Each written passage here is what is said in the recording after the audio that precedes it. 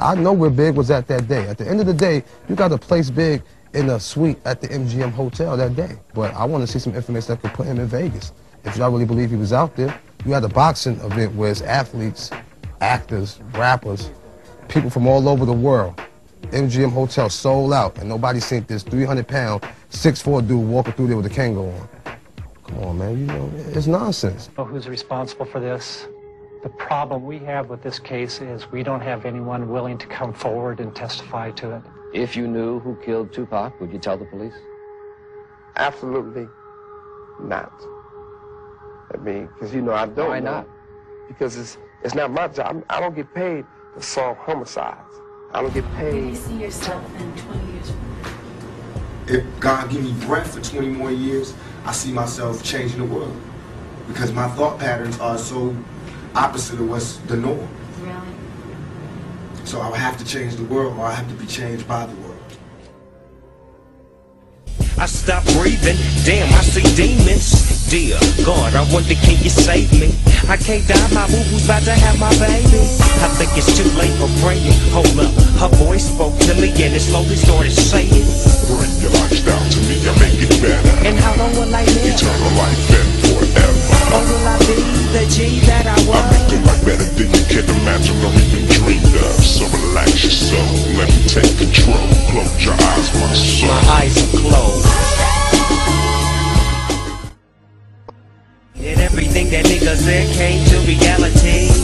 Living like a baller low, I'm having money and blowing hella chronic smoke. I bought my mama a Benz, my boo-boo a Jag, and now I'm rolling in the nitrous AL dope race. Just remember who changed your mind, cause when you start set tripping, that ass is mine. East Coast, West Coast thing is something that the journalists and people are making just to get paid off this, so it can drag out and everybody can have albums. They're perpetuating this so it can be drama. When it all go down, don't look at me and Biggie and be like, why is there a big East Coast, West Coast war? When you're shooting this to 300 homes, 300 countries, telling them about an East Coast, West Coast war that they would never know exists. So that's where information becomes a problem. Take a close look at Snoop Dogg, because in days to come, Snoop knows there's something that's going to happen to Tupac. And the East Coast, West Coast thing is something that the journalists and people are making just to get paid off this so it can drag out and everybody can have albums. They're perpetuating this so it can be drama. When it all go down, don't look at me and Biggie and be like, why is there a big East Coast, West Coast war? When you're shooting this to 300 homes, 300 countries, telling them about an East Coast, West Coast war that they would never know exists. So that's where information becomes a problem. Snoop knows Tupac's life is in danger days before his death. How do you feel hip-hop would be today if Big and Tupac was here still?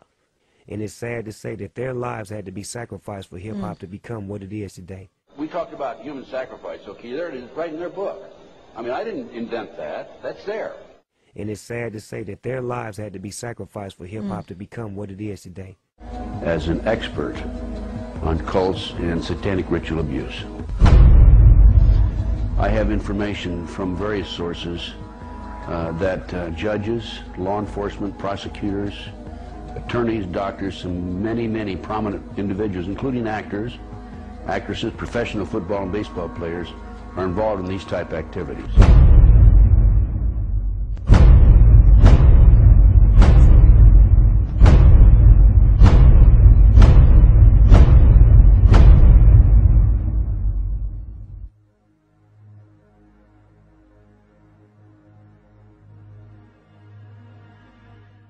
Your friend, George, took you and Roland to this mansion where people worshipped the demons. Mm-hmm. What was it like there? What kind of people were there? Well, it was a big surprise for me, as I kind of made up in my mind an idea that they were going to be rough-looking characters.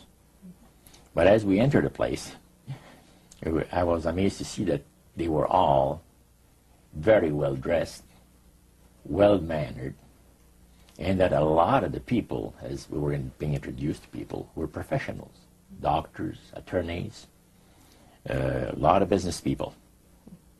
And see what they had a praise session to the gods, which is the spirit counselors, which are in charge of legions of spirits, of demon spirits.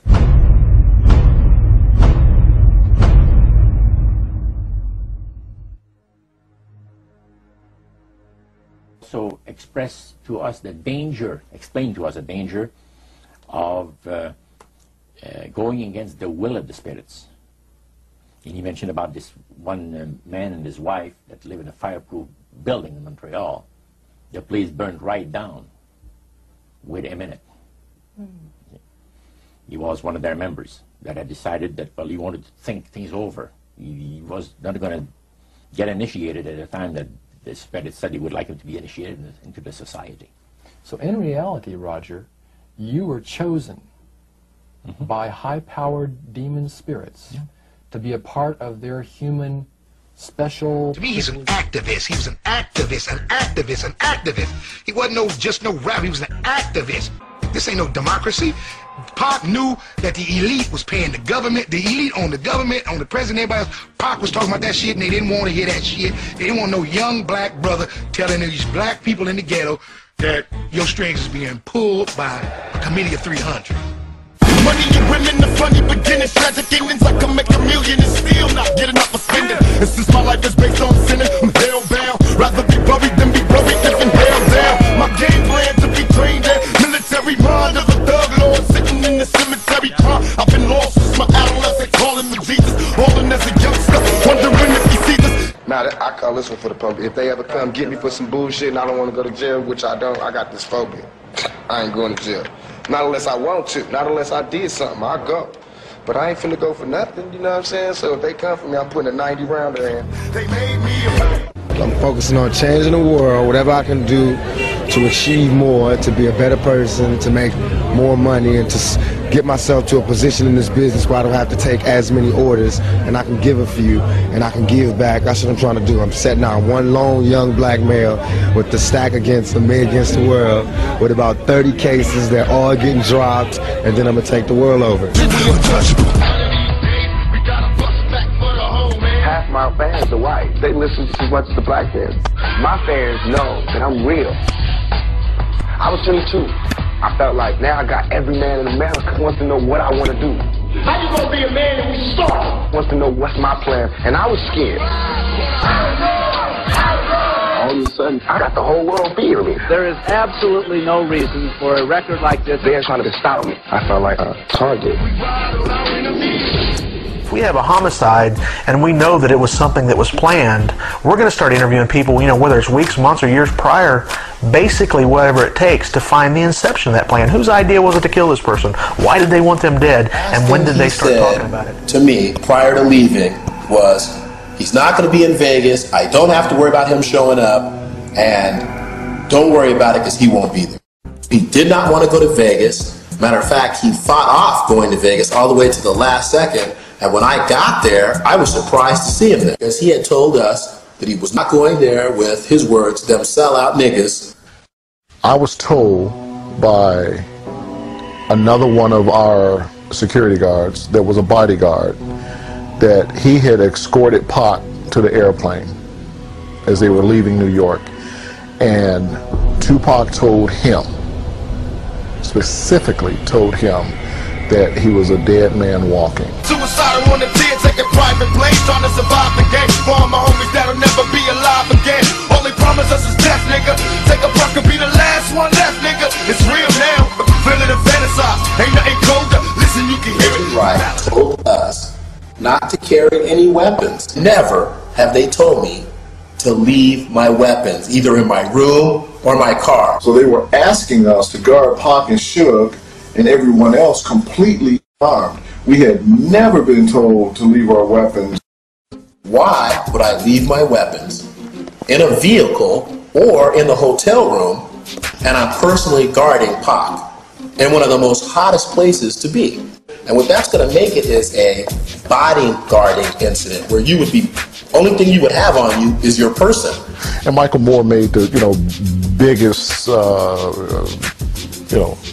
hoorah about the weapons. I informed Reggie that I wasn't taking my weapon off for no one. My gun did not belong to Right Way. It was my personal gun, and I was going to carry it, and that's what I did. We had a dinner meeting, make that a lunch meeting, and thank God it's Fridays, I believe, in Las Vegas.